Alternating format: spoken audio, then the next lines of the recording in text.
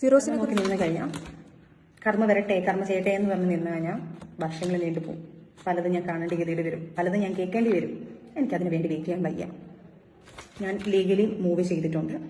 A to Z കാര്യങ്ങൾ വെച്ചിട്ടൊരു file ചെയ്ത് ഞാൻ മൂവ് ചെയ്തിട്ടുണ്ട്. എൻ്റെ കുഞ്ഞുങ്ങൾക്ക് വേണ്ടിയിട്ട് ഞാൻ പേടിച്ച് ജീവിച്ചിട്ടുണ്ട്. ഈ നിമിഷം വരെ, ഈ കുറച്ച് മുന്നേ വരെ ഞാൻ പേടിച്ച് തന്നെയാണ് ജീവിച്ചത്. ഇന്നാളെ വ്യക്തിയെ വെച്ച് ഫിറോസിനെ പേടിച്ച് ഈ ഇവിടം വരെത്തി. എനിക്കിനി പേടിക്കാൻ വയ്യ. കാരണം എൻ്റെ ലൈഫിൽ എൻ്റെ കുഞ്ഞുങ്ങളെ ഓർത്ത്, എൻ്റെ വീട്ടുകാരെ ഓർത്ത് എല്ലാം വെച്ച് ഞാൻ ക്ഷമിച്ച് നാണക്കേടാണ് നമ്മളിത് സോഷ്യൽ മീഡിയയിലൂടെ ഇടുന്നോറും എൻ്റെ കുഞ്ഞിനിത് ബാധിക്കുമെന്ന് പേടിച്ചിട്ട് മാത്രം, എൻ്റെ റോവലിന് അവൻ്റെ പപ്പയെ ഇഷ്ടമാണ്, ആ ഒരു കാര്യം ഓർത്ത് മാത്രം, എൻ്റെ കുഞ്ഞിന് ബാധിക്കരുതെന്ന് മാത്രം ഓർത്ത് മാത്രം ഞാനിതെല്ലാം പറയാതെ മിണ്ടാതെ ക്ഷമിച്ച് കയറും തോറും തലയിൽ കയറി നല്ല അതിനപ്പുറം കയറി എന്നെ ചൊറിയാൻ നിൽക്കുക. ഇനി എനിക്ക് പറ്റില്ല. ഞാനതുകൊണ്ട് നിയമവശാൽ നിയമം പോലെ ഞാൻ ലീഗലി പോയേക്കുവാണ്. കാര്യങ്ങളെല്ലാം ലീഗലി പോയെങ്കിലും ഈ മീഡിയയിൽ നിൽക്കുന്ന ഒരാളായതുകൊണ്ട്, ഒരു സോഷ്യൽ മീഡിയയിലും അല്ലെങ്കിൽ നമ്മളൊരു ആക്ടർ ആയതുകൊണ്ടും എനിക്ക് നിങ്ങളുടെ മുന്നിൽ വന്ന് ഇപ്പം വിവാദം നടക്കുന്ന കാര്യങ്ങളായതുകൊണ്ട് എനിക്ക് നിങ്ങളുടെ മുന്നിലും ഇത് പറയണം. കാരണം നിങ്ങളാണ് എന്നെ വളർത്തി ഇത്രയും ആക്കിയത്. അപ്പം ഒരു തെറ്റ് കാണുമ്പോൾ നമ്മൾ തീർച്ചയായിട്ടും ഞാൻ സഹിതം തെറ്റാണല്ലോ എന്ന് പറയും. അപ്പം മറുവശം കൂടെ കേട്ടിട്ട് കുറേ ചാനൽസ് എടുത്ത് ആഘോഷിച്ചിട്ടുണ്ട്.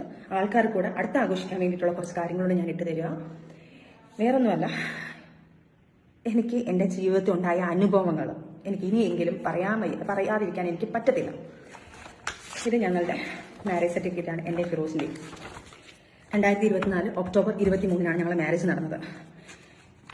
ഈ മാരേജ് നടക്കുന്നതിന് മുന്നേ ഞാൻ ബിഗ് ബോസിൽ പറഞ്ഞിട്ടുണ്ട്, ഞങ്ങളുടേത് ഒരു അറേഞ്ച് മാരേജ് അല്ല, ചെറിയൊരു ലവ് മാരേജ് ആണ്.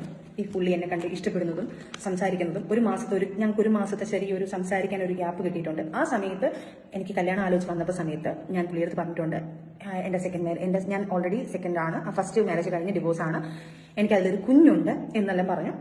പുള്ളിക്കാരൻ്റെ ലൈഫിനെ കുറിച്ച് പറഞ്ഞു. ഓക്കെ, നമ്മളുടെ കുറച്ച് ആൾക്കാർ ഇതിനകത്ത് ഇടപെട്ടു, നല്ല ബന്ധമാണെന്ന് ചിന്തിച്ച് ഒരു മാസം കൊണ്ട് ഇവർ ഇവരുടെ വീട്ടിൽ നിന്ന് വന്ന് ഞങ്ങളെ വീട്ടിൽ ആലോചിക്കുന്നു. കാരണം എനിക്ക് ഓൾറെഡി കല്യാണപ്രായം 20 വയസ്സുള്ള സമയത്ത്, അപ്പം ആദ്യത്തെ ലൈഫിൽ ഒന്ന് പ്രശ്നങ്ങളൊക്കെ ആയി ഇങ്ങനെ ഒന്ന് നിൽക്കുന്ന സമയത്താണ് ഈ മാരേജ്, ഈ കാര്യങ്ങൾ വരുന്നതും. അവരെൻ്റെ വീട്ടുകാർ നോക്കിയപ്പം ഓക്കെ, നമ്മുടെ റിലേറ്റീവുകളുടെ അടുത്തെല്ലാം ചോദിക്കുമ്പോൾ പുള്ളിക്കാരൻ ഓക്കെയാണ്, നല്ലൊരു വ്യക്തിയാണെന്നുള്ളത് നമ്മുടെ ബന്ധുക്കാരിലെല്ലാം ചോദിക്കുമ്പോൾ പറയുന്നു വേറെ ദുശീലങ്ങളൊന്നുമില്ല. അന്നത്തെ കാര്യങ്ങൾ ദുശീലങ്ങളാണല്ലോ നോക്കുന്നത്, വേറെ ദുശീലങ്ങളൊന്നുമില്ല എന്ന് പറയുന്നു. ഈ ദുശീലങ്ങൾ എന്നുള്ളത് സാധനങ്ങൾ ഈ വീട്ടുകാരുടെ അടുത്ത് മുന്നിലാണല്ലോ ഈ ദുശീലങ്ങളൊന്നും കാണിക്കാത്തത്. പുറമേ എന്താണെന്നുള്ളത് ആർക്കും പറയാൻ പറ്റത്തില്ല, അനുഭവങ്ങൾ വരുമ്പോഴാണല്ലോ മനസ്സിലാക്കാൻ പറ്റുന്നത്. അത് കഴിഞ്ഞ് മാരേജിന് സമയമായി, മാരേജ് കഴിഞ്ഞു. ഈ പുള്ളിക്കാരൻ എന്നെ ലൈഫിലോട്ട് വരുമ്പം എൻ്റെ കുഞ്ഞുണ്ട്, എൻ്റെ കുഞ്ഞിനെ പൊന്നുപോലെ നോക്കാം, സെക്കൻഡ് ഫാദറാണ്, പൊന്നുപോലെ നോക്കാം എന്ന് പറഞ്ഞു വന്ന വ്യക്തി ഒരു മാസം കഴിഞ്ഞപ്പോഴത്തേക്ക് പയ്യെ എൻ്റെ കുഞ്ഞിനെ കാണാൻ വിടാൻ ശ്രമിക്കുന്നില്ല. ആദ്യത്തെ മാസം ആയതുകൊണ്ട് കുറച്ച് നാൾ എൻ്റെ വീട്ടുകാർ വന്നു, പുതുമുടി ആയതുകൊണ്ട് ഒന്ന് മാറ്റി നിർത്താം, കുഞ്ഞുങ്ങളെ ഞങ്ങൾ നോക്കാം, നിങ്ങൾ പോയി വന്ന് കണ്ടുകൊണ്ടിരിക്കും, കുറച്ച് കഴിയുമ്പോൾ നമ്മൾ കുഞ്ഞിനെ തന്നുവിടാന്ന് പറഞ്ഞു. ആദ്യത്തെ മാസം ആയപ്പോഴത്തേക്ക് കുറച്ച് കുഞ്ഞിൻ്റെ അടുത്ത്, കുഞ്ഞിനെ കാണാൻ പോകുന്നതും കുഞ്ഞിൻ്റെ അടുത്ത് സംസാരിക്കുന്നതും എല്ലാം പയ്യെ ഗ്യാപ്പ് ഇട്ടിട്ട് വരുന്നുണ്ട്. അപ്പം തന്നെ ഞങ്ങളുടെ ലൈഫിൽ തുടക്കത്തിൽ തന്നെ ഒരു ചെറിയൊരു പ്രശ്നം മുളച്ചു കഴിഞ്ഞു. ഈ ഒരു പ്രശ്നത്തിൽ എന്നിട്ടും ഞാൻ സഹിച്ച് നിന്നു. കാരണം സെക്കൻഡ് മാരേജ് അല്ലേ, നാട്ടുകാരറിഞ്ഞാൽ എന്ത് ചെയ്യും, വീട്ടുകാരറിഞ്ഞാൽ എന്ത് ചെയ്യും, ആൾക്കാരുടെ മുന്നിൽ ഞാൻ എന്താണ് ഇനി രണ്ടാമത്തെ മാരേജും അതും പ്രശ്നമായി എന്ന് പറയുന്നത് പേടിച്ച് തന്നെ സത്യം പറഞ്ഞാൽ പലതും മിണ്ടാതിരുന്നിട്ടുള്ളത്. അത് കഴിഞ്ഞ് കുറേ കഴിഞ്ഞിട്ട് അപ്പോഴത്തേക്ക് 2 മാസമായപ്പോഴത്തേക്ക് പുള്ളിക്കാരന് ഞാനും എനിക്ക് പ്രഗ്നന്റ് ആയി. ആ സമയത്തും എനിക്ക് ഒട്ടും താല്പര്യമില്ലായിരുന്നു, വേറൊന്നും കൊണ്ടല്ല, എൻ്റെ കുഞ്ഞിന് 2.5 വയസ്സേ ഉള്ളൂ. ആ സമയത്ത് എനിക്ക് രണ്ടാമതൊരു കുഞ്ഞെന്ന് പറയുമ്പം അവൾക്ക് കൊടുക്കുന്ന ഒരു കുറച്ചുകൂടെ ആയിക്കഴിഞ്ഞു, ഒരു 5 വയസ്സൊക്കെ ആയിക്കഴിഞ്ഞാൽ ഒരു കുഞ്ഞുണ്ടാവുന്നത് എന്നുള്ളത് പറഞ്ഞാൽ ആ ഒരു സാധനമാണ്. അതും ഞാൻ പുള്ളിക്കാരനോട് ആദ്യം പറയുന്നുണ്ട്. അപ്പോൾ പുള്ളിക്കാരൻ അപ്പം പറഞ്ഞു, സച്ചിന എനിക്ക് എൻ്റെ മോളെ കിട്ടുന്നില്ല, അവിടുത്തെ കുറേ കാര്യങ്ങൾ പറഞ്ഞിട്ട് എനിക്ക് കുഞ്ഞിനെ കിട്ടുന്നില്ല, എനിക്ക് കുഞ്ഞിൻ്റെ മിസ്സിംഗ് ആണ്, എനിക്ക് കുഞ്ഞിനെ വേണം, അല്ലെങ്കിൽ ഞാൻ മെന്റലി കുറച്ച് ഡിപ്രഷൻ ആയി പോകും, അതുകൊണ്ട് എനിക്ക് വേണം എന്ന് പറഞ്ഞ ലാസ്റ്റ് കുഞ്ഞെങ്കിൽ കുഞ്ഞാവാന്നുള്ളൊരു പ്ലാനിങ് ആയി. നെക്സ്റ്റ് മന്ത് തന്നെ കുഞ്ഞാവുന്നു, പ്രഗ്നന്റ് ആവുന്നു. പ്രഗ്നന്റ് ആയി കുറച്ച് നാൾ കഴിഞ്ഞപ്പോൾ ഇതുപോലെ തന്നെ പ്രശ്നങ്ങൾ വരുന്നുണ്ട്. ഈ കുഞ്ഞിനെ വെച്ചിട്ട് എനിക്ക് കുഞ്ഞിനെ കാണാൻ പോകാൻ പറ്റത്തില്ല, എൻ്റെ വീട്ടിൽ വിളിക്കാൻ പറ്റത്തില്ല, സംസാരിക്കാൻ പറ്റത്തില്ല, എനിക്ക് എന്നെ ഇങ്ങനെ ടോർച്ചർ ചെയ്ത് ഈ മോനുണ്ടായ സമയത്തെ, വയറ്റിലുണ്ടാകുന്ന സമയത്തെ ഈ പ്രശ്നങ്ങൾ മൊത്തവും കരച്ചിലും ബഹളം, രാത്രി പുതപ്പിട്ട് മൂടിയിട്ട് ഞാൻ ഇരുന്ന് കരയാൻ, എൻ്റെ കുഞ്ഞിനെ കാണാൻ പറ്റുന്നില്ല, എൻ്റെ കുഞ്ഞിനെ വിളിക്കാൻ പറ്റുന്നില്ല, എൻ്റെ വീട്ടുകാരെന്ന് വിളിച്ച് കഴിഞ്ഞാൽ എനിക്ക് പറയായിരുന്നു എന്ത് ചെയ്യണമെന്ന് പറയാത്തൊരു വല്ലാത്തൊരവസ്ഥ. ഇതെല്ലാം അനുഭവിക്കുന്നവർക്ക് ഈ സിറ്റുവേഷൻ എന്താണെന്ന് മനസ്സിലാക്കാൻ പറ്റത്തുള്ളൂ. ചിലപ്പോൾ തെറ്റ് പറയും, നീ എന്തിനാ 2ാമത് മാരേജ് ചെയ്യാൻ പോയി ഒരു മോളെ വെച്ചിട്ട്. ശരിയാണ്, അത് നമ്മൾ ആ പ്രായത്തിൽ ചിന്തിക്കത്തില്ല. പല തെറ്റുകളും പല കമന്റുകളും ഇനി വരുമായിരിക്കും. പക്ഷേ ഈ സിറ്റുവേഷനിൽ പോകുന്ന ഒരു വ്യക്തികൾക്ക് മാത്രമേ ഈ ലൈഫ് എന്താണെന്നും ഇതെന്താണെന്നും മനസ്സിലാക്കാൻ പറ്റത്തുള്ളൂ. അതിൽ കൂടെ പോവാത്ത ആൾക്കാർക്കെല്ലാം ഇത് ചിലപ്പോൾ തെറ്റായിട്ട് തന്നെ തോന്നും. അങ്ങനെ കുറെ സ്ട്രഗിൾ ചെയ്ത് അത് കഴിഞ്ഞപ്പോഴത്തേക്ക് കുഞ്ഞിനോട് സംസാരിക്കാൻ പറയാൻ പോകുന്നത് ഞാൻ പ്രഗ്നന്റ് ആയിരിക്കുന്ന സമയത്ത് പുള്ളി എൻ്റെ അടുത്ത് പറഞ്ഞു, ആ പെണ്ണ് കാരണം എന്റെ കുഞ്ഞ് നൊന്നുകൊണ്ടിരിക്കുക, ഈ പെണ്ണില്ലായിരുന്നെങ്കിൽ നമ്മുടെ ലൈഫ് നന്നായിനെ എന്ന് പറയാനുള്ള കുറെ കാര്യങ്ങൾ സംസാരിക്കാൻ തുടങ്ങി. അങ്ങനെ എന്റെ കുഞ്ഞിനെ പൂഷിക്കാൻ തുടങ്ങി.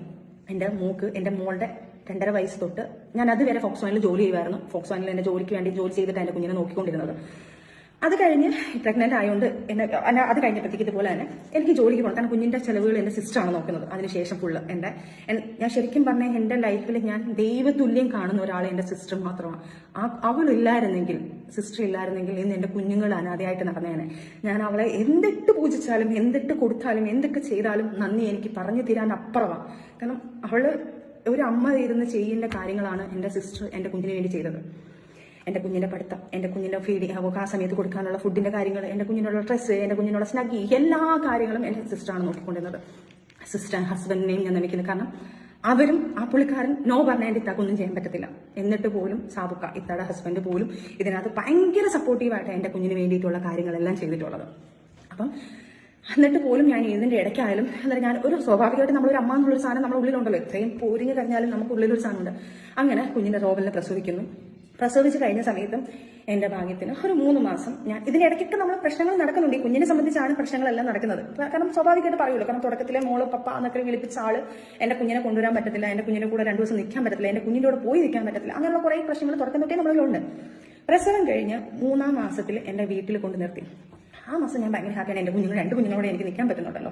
സത്യമായിട്ടും ഞാൻ ഭയങ്കര ഹാപ്പിയായിരുന്നു ആ സമയത്തും പുള്ളിക്കാരൻ പറഞ്ഞു പുള്ളിക്കാരന്റെ വീട്ടിൽ വന്ന് നിൽക്കണം, പുള്ളിക്കാരൻ കുഞ്ഞിനെ അവിടെ കൊണ്ടുവന്നാൽ മതി. അപ്പൊ ഞാൻ പറഞ്ഞു എനിക്ക് കിട്ടിയ ഗ്യാപ്പ് ഞാൻ പറഞ്ഞു 3 മാസം ചടങ്ങ് നമ്മൾ വീട്ടിലല്ലേ നിൽക്കേണ്ടത്, വീട്ടിൽ നിർത്തുകയാണെങ്കിൽ എനിക്ക് എന്റെ കുഞ്ഞിനോട് നിൽക്കാന്നുള്ള സന്തോഷത്തിലാണ് ഞാൻ നിൽക്കുന്നത്. അപ്പൊ പുള്ളിക്കാരനായിട്ട് ടോർച്ചർ ചെയ്യാൻ തുടങ്ങിയാണ്. അവിടെയും വഴക്കാം, ഭയങ്കര ഇഷ്യൂസ് നടക്കും ഞങ്ങൾ തമ്മിൽ. നീ അങ്ങനെയല്ല, എന്റെ കുഞ്ഞിനെ എനിക്ക് കാണണ്ടേ, എനിക്ക് ഞാൻ വന്നോ കണ്ടോ, 3 മാസത്തെ റെസ്റ്റല്ലേ ഞാൻ പറയുന്നുള്ളൂ, 3 മാസം വരെ എന്റെ വീട്ടിൽ നിൽക്കാനുള്ള റെസ്റ്റ് എനിക്ക് തന്നൂടെ എന്ന് പറഞ്ഞ് അവിടെയും വഴക്ക് നടക്കുന്നതിന്റെ ഇടയ്ക്ക് എനിക്കറിയില്ല, എനിക്കിപ്പോഴും അറിയത്തില്ല. എനിക്ക് സംശയം എന്ന് പറയുന്ന കാര്യം ഫിറോസിന് ഇല്ലായിരുന്നു. ഒരു തരി പോലും ഫിറോസ് എങ്ങനെയാണെന്നോ ഫിറോസ് എന്ത് കാണും ഒരു തരി പോലും എനിക്ക് ഒരു സംശയമില്ല. അങ്ങനെ നിൽക്കുമ്പോഴാണ് ഫിറോസിന്റെ ഫോണിൽ എനിക്ക് രാത്രിയായപ്പോൾ ഒരു വെപ്രാളം പോലെ, ഒരു ശ്വാസം മുട്ടൽ പോലെ, എനിക്കറിയത്തില്ല അതെന്താണെന്ന് ആ സിറ്റുവേഷൻസ് അനുഭവിച്ചവർക്ക് അറിയാമായിരിക്കും. ഒരു വെപ്രാളം പോലെ വന്നിട്ട് ഞാൻ 2 മണി സമയത്ത് ഞാൻ വെള്ളമൊക്കെ കുടിച്ചിട്ട് ഞാനൊന്ന് ചുമ്മാ പുള്ളിയെ വിളിക്കുക, കോൾ ഡേറ്റിങ്. അപ്പോഴേ കട്ട് ചെയ്തിട്ട് എന്നെ തിരിച്ചു വിളിച്ചു. പക്ഷെ ആരെ ഈ സമയത്ത്? അപ്പൊ ഞാൻ ചോദിക്കുക, സ്വാഭാവികമായിട്ട് ഞാൻ ചോദിക്കുക, ആരെ ഈ സമയത്ത്? അത് പുള്ളിയുടെ ഏതൊരു ഗൾഫിൽ നിന്നുള്ള കൂട്ടുകാരനാന്ന് പറഞ്ഞു. ഓക്കെ, എന്റെ മനസ്സിൽ ഒരു തരി പോലും പുള്ളിയെ സംശയമില്ല എനിക്ക്. ഞാൻ ഓക്കെ എന്ന് പറഞ്ഞു വെച്ചെങ്കിലും ഉള്ളിലൊരു പിടപ്പുണ്ട്. ആരായിരിക്കും, എന്തിനാ വിളിച്ചത്? ഒരു സംശയത്തിന് എവിടെയെങ്കിലും ഒരു സാധനം ഇട്ടെങ്കിൽ എനിക്ക് അങ്ങനെ സാധനം പറയാം. എനിക്ക് ആ സമയത്ത് അങ്ങനെ പോലും ഇല്ല. പക്ഷെ എന്തുകൊണ്ടാണെന്ന് എനിക്കറിയത്തില്ല. എനിക്ക് ഭയങ്കര ടെൻഷൻ കയറി. അത് ആ വിളിക്കുന്നത് എന്റെ പഴയ ഞാൻ ടാബ് എന്ന് പറഞ്ഞൊരു സാധനം ഉണ്ടല്ലോ, ആ ടാബിനകത്ത് ഈ സിം ഇട്ടേക്കുന്നത്. അപ്പൊ ആ ടാബ് ഓൾറെഡി ഞാൻ വർക്ക് ചെയ്തുകൊണ്ടിരുന്ന സമയത്ത് വർക്കിന്റെ എല്ലാ സാധനങ്ങളും അതിനകത്തായിരുന്നു. ഞാൻ ഫോക്സ്വാനിൽ സിആർഎമ്മായിട്ട് വർക്ക് ചെയ്തിട്ടുണ്ടായിരുന്നു. ആ സമയത്തുള്ള എല്ലാ ഫയലും ഞാൻ എനിക്ക് ഫോണിന്റെ കാട്ടിലും ടാബിനെ കുറിച്ചാണ് ഏറ്റവും കൂടുതൽ അറിയാം. ആ ടാബാണ് എന്റെ ലൈഫിൽ എന്റെ വർക്കിന്റെ കാര്യങ്ങളെല്ലാം ചെയ്യുന്നത്. ആ ടാബിലാണ് ഫിറോസ് ഈ കോൾ ചെയ്യുന്നത്. ഓക്കെ, രാവിലെ ആയപ്പം എനിക്ക് എന്തോ ഒരു പ്രശ്നം തോന്നി. ഞാൻ ചോദിച്ചു, ആരെയാണ് വിളിച്ചത്? അത് ഞാൻ തലേന്ന് പറഞ്ഞ ദുബായിൽ നിന്നാണ്, അടുത്ത ദിവസം പറയുന്നത് ഖത്തറിൽ നിന്നാണ്, അല്ല ലണ്ടനിൽ നിന്നാണോ, അങ്ങനെ എന്തോ ഒരു സംഭവം. അത് മിസ്മാച്ച് ആയിട്ട് പറഞ്ഞു. അവിടെ എനിക്ക് സംശയം തോന്നി. ഞാൻ നേരെ അവരുടെ വീട്ടിൽ പോയി ടാബ് മേടിച്ചു. ഞാൻ പറഞ്ഞു എനിക്ക് എന്തോ സംശയം തോന്നുന്നു. അപ്പൊ എന്നോട് നിനക്ക് സംശയം, നീ എന്താ ഇങ്ങനെ കാണിക്കുന്നത്, നീ ഇങ്ങനെയൊക്കെ കാണിക്കുന്നുള്ളൂ പറഞ്ഞിട്ട് പ്രശ്നം ഉണ്ടാക്കി. ഞാൻ ഈ ടാബും കൊണ്ട് റൂമിലോട്ട് കയറിയിട്ട് ഈ ഫുള്ള് റെക്കോർഡിങ് ഓൾറെഡി ഉള്ളതാണ് ഈ ഫോണിൽ. ഇതിനകത്ത് ഫുള്ള് റിക്കവറി ചെയ്ത് ഞാൻ എടുത്തു. ഈ ടാബിന്റെ കാര്യങ്ങളെല്ലാം എനിക്ക് അറിയാനില്ലേ, റിക്കവറി ചെയ്തെടുത്ത് ഞാൻ ആ സമയത്ത് ടൈമിൽ ഞാൻ പ്രാർത്ഥിക്കുന്നത്, റബ്ബേ ഒരിക്കലും എന്റെ തെറ്റിദ്ധാരണ ആയിരിക്കണേ ഞാൻ കാണിക്കുന്ന. പുള്ളി ഭയങ്കര പ്രശ്നം, വെളിയിൽ കിടന്ന് ബഹളം ഉണ്ടാക്കുന്നത് വാണ്ടാന്നെല്ലാം പറഞ്ഞ് ബഹളം ഉണ്ടാക്കുന്നുണ്ട്. അപ്പോഴും ഞാൻ പ്രാർത്ഥിക്കുന്നത് എന്റെ സംശയം മാത്രമായിരിക്കണേ റബ്ബേ, ഇതൊരിക്കലും തെറ്റ് കാണല്ലേ, ഒരു തെറ്റും കാണല്ലേ, പുള്ളി എന്നെ ഒരിക്കലും ചതിക്കല്ലേ എന്ന് പറഞ്ഞുകൊണ്ട് ഞാൻ എന്റെ സംശയം തീർക്കാൻ വേണ്ടി മാത്രം, പുള്ളിയെ ഞാൻ തെറ്റുകാരനല്ലെന്നാക്കാൻ വേണ്ടിയിട്ട് എന്റെ മനസ്സിനെ തൃപ്തിപ്പെടുത്താൻ വേണ്ടിയിട്ട് ചെയ്ത കാര്യം. ഒരു പെണ്ണും കേൾക്കാൻ പറ്റാത്ത, ഒരു പെണ്ണും സത്യം പറഞ്ഞാൽ ആ വാക്കിൽ എന്ത് ചെയ്യണമെന്ന് എനിക്കറിയത്തില്ല. ഫസ്റ്റ് ലൈഫ് ഇങ്ങനെ, അതിലൊരു കുഞ്ഞ്, 2ാമത്തെ ലൈഫ് ഇങ്ങനെ, അതിനകത്ത് ഒരു കൈക്കുഞ്ഞ്, 3 മാസമുള്ളൊരു കുഞ്ഞ്. കേൾക്കുന്ന വാക്കുകൾ ഒരു പെണ്ണുമായിട്ടുള്ള സെക്ഷൽ സംസാരങ്ങൾ മാത്രം, വൃത്തികെട്ട ടോപ്പിക്. ഇന്നലെ ഞാൻ വന്നതുപോലെ, അപ്പം ഇന്നലെ അവിടെ ചെന്നും കഴിഞ്ഞിട്ടുണ്ട്. അപ്പം എനിക്ക് പറയാൻ ഭയങ്കര മടിയാണ്. അത്രയ്ക്ക് അഭ്യസ്തമായിട്ടുള്ള വൃത്തികെട്ട വേർഡ്സ് ആണ് അതിനകത്ത് പറയുന്നത്. ഒരു ഭാര്യ കേൾക്കുക, ഇത്രയും വൃത്തികേടായിട്ടുള്ള വാക്കുകൾ കേൾക്കുക. ഇത് ഞാൻ കണ്ട് തകർന്ന് എനിക്ക് എന്ത് ചെയ്യണമെന്ന് എനിക്കറിയണം. കുറച്ച് സെക്കൻഡ് ഞാൻ ബ്ലാങ്കായി. വീട്ടിൽ നിന്ന് എല്ലാവരും കൂടെ വലിച്ചു തുറന്നു, കഥ തുറന്നു കൊടുത്തു. ഞാൻ സ്റ്റക്കായിട്ട് നിൽക്കുക. അവരുടെ വീട്ടുകാരെല്ലാവരും ഓടിയെത്തി. അവരുടെ വീട്ടിലാണ് സംഭവം. വീട്ടിലെത്തി കുഞ്ഞിനെ അവരുടെ വീട്ടുകാരുടെ കുഞ്ഞുമാരുടെ കയ്യിലൊക്കെയാണ്, അവരുടെ ബന്ധുക്കാരുടെ കയ്യിലാണ് കുഞ്ഞിരിക്കുന്നത്. ഞാനങ്ങ് പൊട്ടിക്കരഞ്ഞിട്ട് ഞാൻ പറഞ്ഞു, ഇങ്ങനെയൊക്കെയാണ് സംഭവിച്ചിരിക്കുന്നത്, എനിക്ക് എന്ത് ചെയ്യണമെന്ന് എനിക്കറിയത്തില്ല, രണ്ടാമത്തെ ലൈഫും ഇങ്ങനെ ആയി പോയോ, എനിക്കറിയില്ല, ഞാൻ എൻ്റെ കുഞ്ഞ് എല്ലാം ഞാൻ ഭ്രാന്തിയാവുക. അപ്പം അവിടെ കുറച്ച് ഇൻസിഡൻസ് നടന്നു. അത് ഞാൻ വേറെ ആരെയും ഫാമിലിയൊന്നും ഞാൻ വിളിച്ചിരുന്നില്ല, അവരൊന്നും അറിയുന്നില്ലല്ലോ ഈ കാര്യങ്ങൾ. അവരും പോട്ടെ, സ്വാഭാവികം, മക്കളാവുമ്പോൾ സപ്പോർട്ട് ചെയ്യുമായിരിക്കാം, അതെന്തോ ആട്ടെ. അതൊന്നും ഒരിക്കലും അവരൊന്നും ഞാൻ അത് വലിച്ചേക്കുന്നില്ല. കാരണം അവരൊക്കെ ഇപ്പോഴും എന്നെ സ്നേഹിക്കുന്ന ആൾക്കാർ തന്നെ. അതുകൊണ്ട് ഞാൻ അവരാരെയും വലിച്ചിടുന്നില്ല. അവിടെ ഒരു ഇൻസിഡന്റ് നടന്നു. ആ സമയത്ത് എനിക്ക് പറ്റുന്നില്ല, എനിക്കറിയില്ല. അവിടെ ഇരുന്നൊരു ബ്ലേഡ് എടുത്ത് ഞാൻ കൈ ഭയങ്കരമായിട്ട് മുറിച്ചു. എനിക്ക് ജീവിക്കേണ്ട, കാരണം എനിക്ക് വേറെ ഒന്നും ഞാൻ ചിന്തിക്കുന്നില്ല. ഞാൻ ഭയങ്കര ബ്ലാങ്ക് ആയിപ്പോയി. അങ്ങനെയാണ് എനിക്കൊന്ന് ബിഗ് ബോസിൽ വരുന്ന സമയത്ത് എല്ലാവർക്കും അറിയാം, എൻ്റെ കയ്യിൽ ഒരു വലിയ പാടുണ്ടായിരുന്നു, 22 സ്റ്റിച്ചുള്ള പാടാണ്. ആ സമയത്ത് ആ ബ്ലേഡ് എടുത്ത് കീറിയത് മാത്രം എനിക്ക് ഓർമ്മയുണ്ട്. പിന്നെ ഞാൻ എൻ്റെ കുഞ്ഞുമ്മയുടെ ഹോസ്പിറ്റലിൽ, എൻ്റെ കുഞ്ഞുമ്മ വർക്ക് ചെയ്യുന്ന ഹോസ്പിറ്റലിലേക്ക് വന്ന് സ്റ്റിച്ചിട്ട് 22 സ്റ്റിച്ച് ഉണ്ടായിരുന്നത്. അത് കഴിഞ്ഞ് ആള് ഭയങ്കര കരച്ചിൽ, കാല് പിടിച്ച് മാപ്പ് പറച്ചിൽ, കാര്യങ്ങളെല്ലാം വന്ന് ഇനി അങ്ങനെ ഉണ്ടാവത്തില്ല വാവേ, ഞാൻ വാവേ എന്നൊക്കെയാണ് വിളിക്കുന്നത് കേട്ടോ. വാവേ അങ്ങനെ ഒന്നും ഉണ്ടാവത്തില്ല, വാവേ എൻ്റെ കയ്യിൽ നിന്ന് തെറ്റ് പറ്റിപ്പോയി, വാവേ മറ്റേതാ മറിച്ചതാ, നീ ഇല്ലാതെ എനിക്ക് പറ്റത്തില്ല എന്ന് പറഞ്ഞു കാല് പിടിച്ച് കരഞ്ഞ് ഞാനത് സോൾവ് ചെയ്തു. ഓക്കെ, സമാധാനം. അതെല്ലാം കാര്യം. എനിക്ക് തോന്നുന്നു ആ പാട് ഞാൻ മറയ്ക്കാൻ വേണ്ടിയിട്ടാണ് ഞാൻ ഈ ടാറ്റു ചെയ്തത്. നേരത്തെ ബിഗ് ബോസിന്റെ സമയത്ത് കറക്റ്റ് ആ പാടുണ്ടായിരുന്നല്ലോ. ഇത് കണ്ടോ, ഇത് കാണുമ്പോൾ അറിയാം. ആ വലിയ ബിഗ് ബോസിന്റെ സമയത്ത് ഞാൻ കൈമുറിച്ച കാര്യങ്ങൾ എനിക്ക് തോന്നുന്നു, അത് ഞാൻ വേറൊരു വിഷയം എന്നാണ് പറഞ്ഞത്, പക്ഷേ ഇതാണ് വിഷയം. അത് കഴിഞ്ഞ് നമ്മൾ ഫാമിലിയായിട്ട് കുഴപ്പമില്ലാതെ ഹാപ്പിയായിട്ട് പിന്നെയും പോന്നു. ഒരു 6 മാസം കഴിഞ്ഞപ്പം എറണാകുളത്തോട്ട് നമ്മൾ ഷിഫ്റ്റ് ചെയ്യുന്നു. 6 മാസം കഴിഞ്ഞപ്പോഴത്തേക്ക് എറണാകുളത്ത് നിന്ന് വീണ്ടും വേറൊരു പെണ്ണിനെ വിളിച്ച് ഞാൻ പോകുക. ആ സമയത്ത് ആ പെണ്ണിനെ വിളിച്ച് ഞാൻ മെസ്സേജ് അയക്കുന്നു, ദയവ് ചെയ്ത് നിങ്ങൾ എന്നെ ചതിക്കരുത്, എന്റെ ജീവിതം ഇങ്ങനെ ആയിരിക്കും എന്നൊക്കെ പറഞ്ഞ് ഞാൻ ആ പെണ്ണിന്റെ കാല് പിടിച്ചു. ആ പെണ്ണ് കുറേ ഇയാളെ പ്രാഗി, ഇയാളെ മക്കളെ പ്രാഗി, അവൾ പറയുന്നത് നിന്റെ കുടുംബം മൊത്തം നശിച്ചു പോകുന്നു പറഞ്ഞ് ഇയാളെ കുറേ പ്രാഗിയായിരുന്നു ആ പെൺകുച്ച്. അത് കഴിഞ്ഞ് അതെല്ലാം സോൾവായി. നമ്മൾ ഫാമിലി പിന്നെയും ഹാപ്പിയായിട്ട് പോകുന്നതിന് ശേഷം 6 മാസം ശേഷം നമ്മളൊരു സിനിമ സെറ്റ് ഞാൻ പറയുന്നില്ല, ആ സിനിമ സെറ്റില് ഒരു ഇപ്പം ഫേമസ് ആയി നിൽക്കുന്ന ബിഗ് ബോസ് കണ്ടസ്റ്റന്റ് ഒരു കോസ്റ്റ്യൂമർ ഡിസൈനറാണ്. ഞാൻ ആരാന്നൊന്നും പറയുന്നില്ല, അവരാരും ഞാൻ എടുത്ത് വെളിയിലിടുന്നില്ല. ആ ഒരു സിനിമ സെറ്റിൽ വെച്ച് പരിചയപ്പെടുന്നു, നമ്മൾ കണ്ടിട്ടുണ്ട്. അവിടെ നിന്നുള്ള മേക്കപ്പ് ആർട്ടിസ്റ്റുകൾ നമുക്കറിയാം. അവരെല്ലാം കൂടെ വിളിച്ചിട്ട് ഒരു ദിവസം എടുത്തോളൂ, സജിന ഫിറോസിനെ ഒന്ന് ശ്രദ്ധിച്ചോണേ, ഇങ്ങനെയുള്ള കുറച്ച് കാര്യങ്ങൾ ഞങ്ങൾ കേൾക്കുന്നുണ്ടെന്ന്. ഞാൻ സ്റ്റക്കായി, ഞാൻ മിണ്ടയില്ല. ഞാൻ രണ്ടാമതും സ്റ്റക്കായി നിൽക്കുക, എന്താണെന്നുള്ളത് എനിക്കൊരു പിടുത്തമില്ലാതിരിക്കാം. അങ്ങനെ അതിനെക്കുറിച്ചുള്ള സെർച്ചിങ് എടുത്തു. അവരെൻ്റെ അടുത്ത് പറഞ്ഞു, ഈ സമയത്ത് ഒരു കോൾ വന്നിട്ടുണ്ടെന്ന് പറയുന്നു. ആ സമയത്തുള്ള കാര്യങ്ങൾ എടുക്കുന്നു. നമ്മൾ കൊല്ലത്തോട്ട് വരുന്നു. കൊല്ലത്ത് വന്നപ്പോഴത്തേക്ക് പുള്ളിക്കാരൻ്റെ കൂട്ടുകാരനെ കാണാൻ വേണ്ടി പോകുന്നു പറഞ്ഞുകൊണ്ട് ഇറങ്ങി പോകുന്നു. പോയി കഴിഞ്ഞപ്പോഴും ഞാൻ ഓക്കെ, കൂട്ടുകാരനെ കാണാൻ പോയില്ല. അപ്പോൾ എന്നെ വിളിച്ചിട്ട് എൻ്റെ ഫോൺ സ്വിച്ച് ഓഫ് ആയിരിക്കും, ഞങ്ങൾ പോകുന്നിടത്ത് റേഞ്ച് ഇല്ല എന്നൊക്കെ പറയുന്നു. ആ കൂട്ടുകാരൻ എൻ്റെ ഫ്രണ്ടായിരുന്നു. ആ പുള്ളിക്കാരൻ്റെ ഫോണിൽ പുള്ളിക്കാരനെ കിട്ടാത്തതുകൊണ്ട് ഞാൻ വിളിക്കുന്നു. പുള്ളിയുടെ ജിമ്മേറ്റ് ഫ്രണ്ടാണ്. അവരെല്ലാം പിന്നെ കാണും, അവർക്കൊക്കെ ഈ സത്യാവസ്ഥ അറിയാം.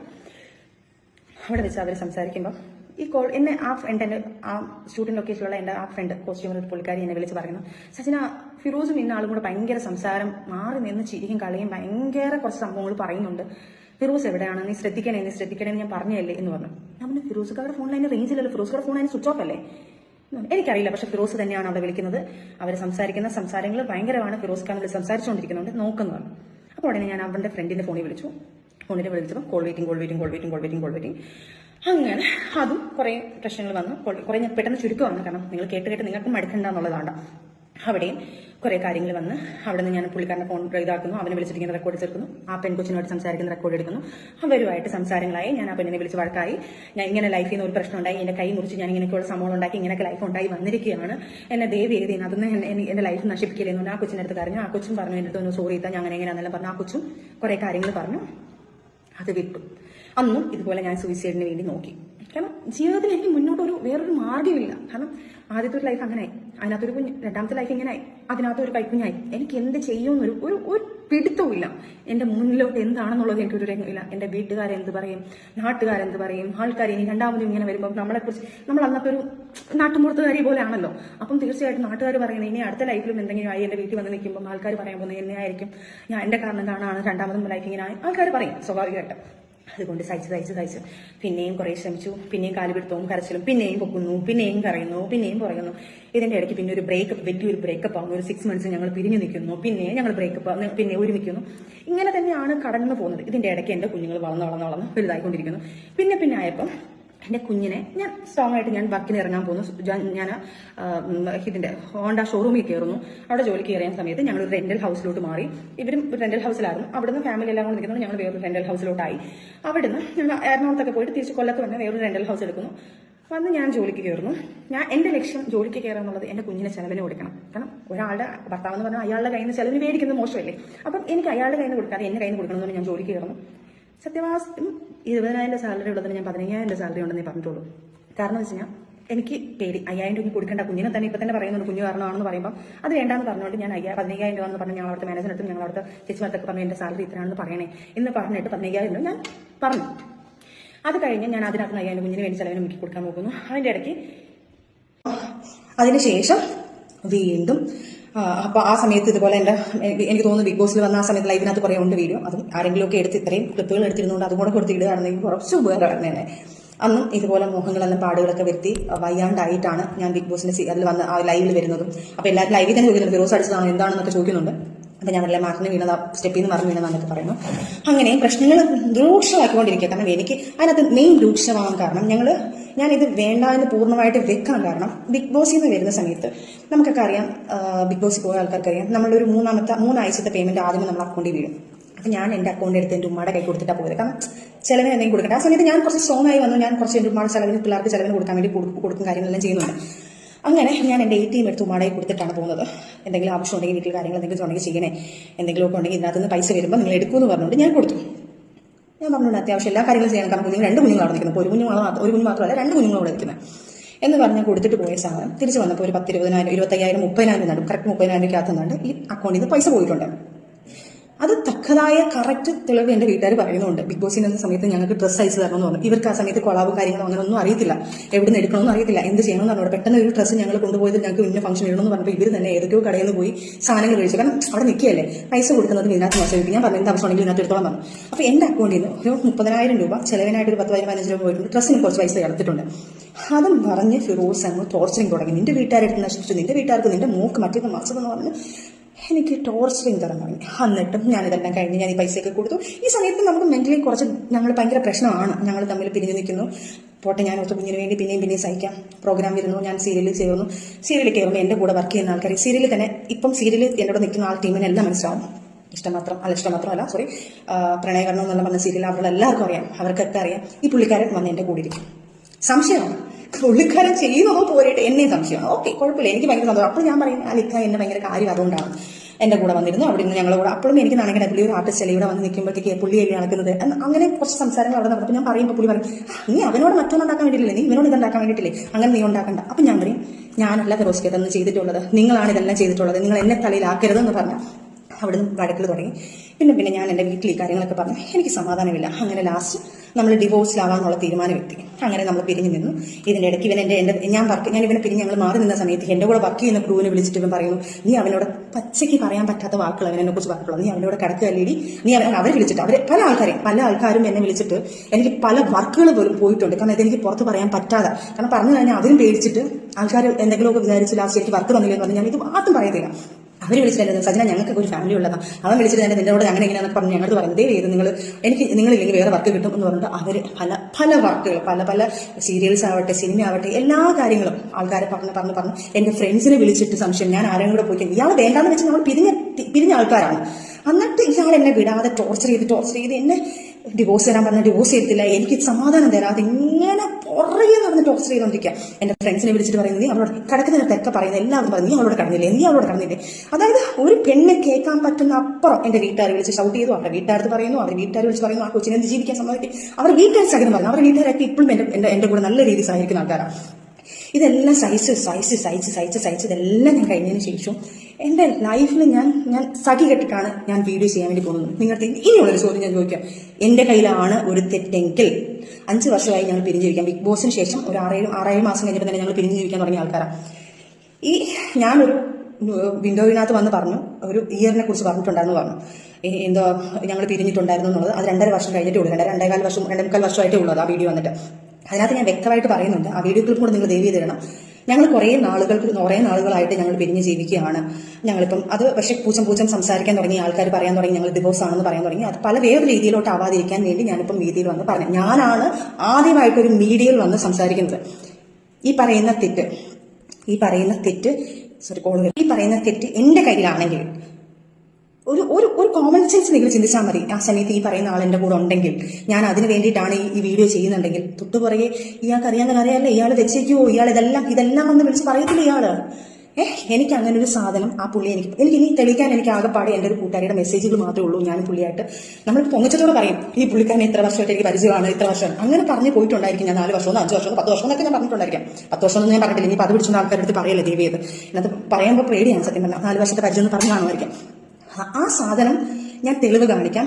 ഒറ്റ എന്നൊരു മൂവി സമയത്ത് ഞാൻ ഈ പറഞ്ഞ പുള്ളിയെ ഞാൻ പരിചയപ്പെടുന്ന ആ സമയത്ത് അതിനകത്ത് ആ സിനിമയിൽ എൻ്റെ ഒരു കൂട്ടുകാരി പാടിയിട്ടുണ്ടായിരുന്നു. ആ പുള്ളിക്കാരിയുടെ ഒരു ഇതിനകത്ത് ഞാൻ കൂടെ പോയ സമയത്ത് ആ സമയത്ത് പുള്ളിക്കാരനെ ഒന്ന് കണ്ടിരുന്നു. ഞാൻ സാറിന് പറഞ്ഞ് ഞാൻ നിന്നിട്ടുണ്ട്. അവിടെ ഞങ്ങൾ രണ്ടുപേരും കൂടെ നിന്ന് പുള്ളിക്കാരി പാട്ട് പറഞ്ഞ് ഞാൻ മിണ്ടിയിട്ട് കൂടിയാണ് പുള്ളിക്കാരുന്നത്. അവിടെ നിന്ന് ഇറങ്ങിയപ്പം എന്നെ ആ ഒരു ക്യാരക്ടറിന്, അതായത് ലാസ്റ്റ് സ്കെയിൽ ഒരു ആ സിനിമ കാണുന്നവർക്കറിയാം, അവസാന സ്ക്രീനിൽ ഞാനൊരു ഹെയർ ഹോസ്റ്റസ് ആയിട്ട് നമ്മൾ വന്നിട്ടുണ്ട്. അപ്പം ആ ഒരു അതായത് ഇന്ത്യകൂടെയല്ല എയർ ഇന്ത്യയോ എയർ എക്സ്പ്രസോ അതിൻ്റെ നല്ലൊരു എയർ ഹോസ്റ്റസ് ആയിട്ട് ചെയ്യാനായിരുന്നു. അപ്പം അതിന് വേണ്ടിയിട്ട് എന്നെ വിളിക്കുന്നത് കോൺടാക്ട് ചെയ്യുന്നത് അവൾക്ക് മെസ്സേജ് ആയിട്ട്, അവളുടെ കയ്യിൽ സ്ക്രീൻഷോട്ട് ഉണ്ട്. അത് ഞാൻ നിങ്ങൾക്ക് അവൾ നാട്ടിൽ വരട്ടെ, നാട്ടിൽ വന്ന ഉടനെ അതിൻ്റെ സ്ക്രീൻഷോട്ടും ഡേറ്റും എല്ലാം ഞാൻ കാണിച്ചു തരാം, ആ ഇയർ കാണിച്ചു തരാം. അന്നേരം പുള്ളി ചോദിക്കുന്നു, ആ കൂടെ വന്ന കുട്ടിക്ക് അഭിനയിക്കാൻ താല്പര്യമുണ്ടോ, ഇങ്ങനെ ഉണ്ടെങ്കിൽ ഈ ഒരു ക്യാരക്ടർ ചെയ്യാൻ താല്പര്യമുണ്ടെന്ന് പറയുന്നു. എൻ്റെ നമ്പർ കൊടുക്കുമെന്ന് ചോദിക്കുന്നു. അപ്പം ഞാൻ പറയുന്നത് നീ കൊടുത്തേക്ക് അയച്ചേക്ക്, നീ അയക്കും. ഞാൻ അങ്ങനെയാണ്, കാരണം ഇതിൻ്റെ സമയത്ത് ഞാൻ ഡിപ്രഷൻ അടിച്ച് കുറേ പ്രശ്നങ്ങൾ നിൽക്കുകയാണ് ഞാൻ. അപ്പം ഞാൻ കൊടുത്തേക്കെന്ന് പറയുന്നു.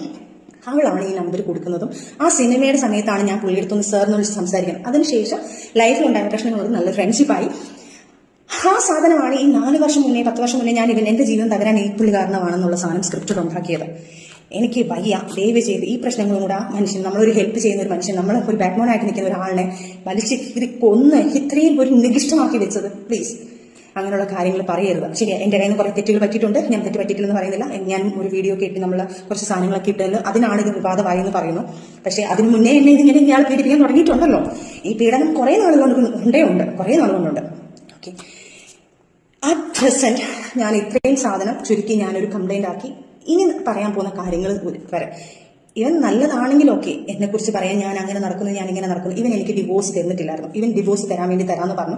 ലാസ്റ്റ് ഞാൻ പറഞ്ഞു എനിക്ക് ടോർച്ചറിങ് കഴിഞ്ഞു. ഞാൻ പറഞ്ഞു എൻ്റെ കൊച്ചിനെ ടോർച്ചർ ചെയ്തതും എന്നെ ടോർച്ചർ ചെയ്യുന്നത് ഇതെല്ലാം ഞാനൊരു വീഡിയോ ആക്കി ഞാൻ പുറത്ത് പറയാൻ പോവാം. ഞാൻ പറയാത്തൊരു കാര്യം എൻ്റെ മോനോടത്ത് മാത്രം ഇത് കുഞ്ഞുങ്ങൾക്ക് ഭയങ്കര ബാധിക്കും. ഈ കുഞ്ഞുങ്ങൾക്ക് ബാധിക്കും എന്ന് പറഞ്ഞുകൊണ്ടാണ് ഞാൻ ഇത്രയും നാൾ അയാൾക്ക്, കാരണം ഞാൻ പറയാൻ ഇയാളെ കുറിച്ചുള്ള കുറ്റങ്ങൾ ഞാൻ വെളിയിൽ വന്ന് പറയാത്തത്, ഞങ്ങൾ പിരിഞ്ഞു എന്നുള്ളത് പറയാതെ കാരണം, ഞങ്ങൾ ഇന്ന കാരണമാണെന്ന് ഞാൻ പറയാത്തൊരു കാരണം, അവനും അവൻ്റെ പപ്പായ നാളെ സ്കൂളിൽ വരുമ്പം അവൻ്റെ പപ്പ കാണാൻ വരുന്നു.